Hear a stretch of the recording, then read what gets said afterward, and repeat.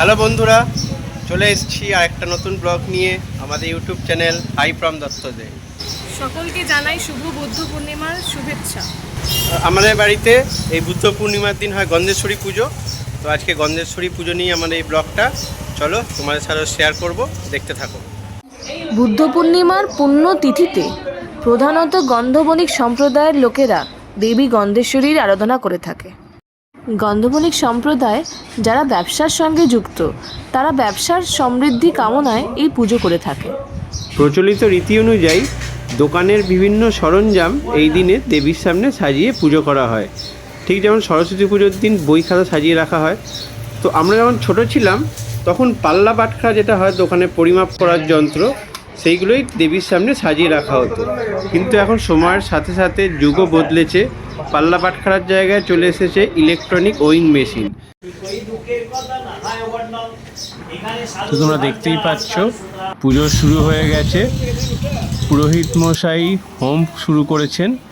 Home হয়ে গেলে তারপরে আরতি হবে, সব শেষে হবে পুষ্পাঞ্জলি।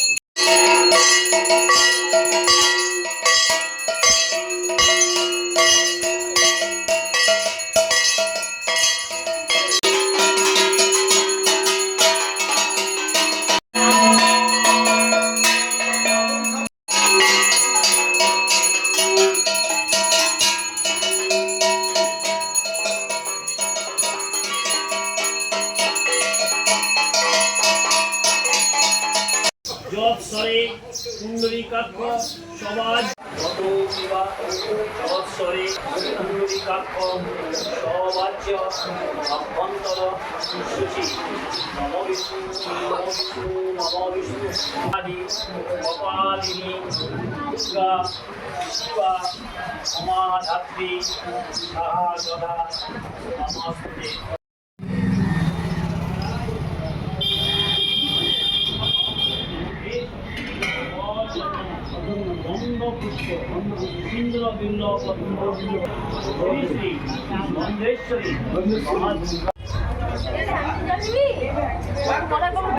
এইবার প্রসাদ বিতরণের পালা। আমরা চেষ্টা করি গ্রীষ্মকালীন যত রকম ফল বাজারে পাওয়া যায় ঠাকুরকে দেবার।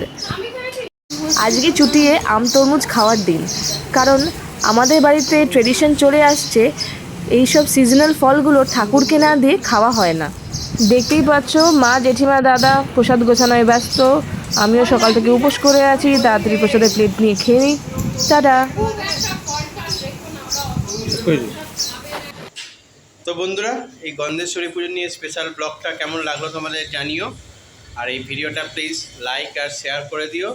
আর আমাদের চ্যানেল ভালো লেগে থাকলে প্লিজ প্লিজ প্লিজ আমাদের চ্যানেলটাকে সাবস্ক্রাইব করে নাও। তো আজকের মতো এই পর্যন্তই, আবার দেখা হবে নেক্সট ভিডিওতে। টিল দেন, আমি Souvik, signing off from hi from দত্তস।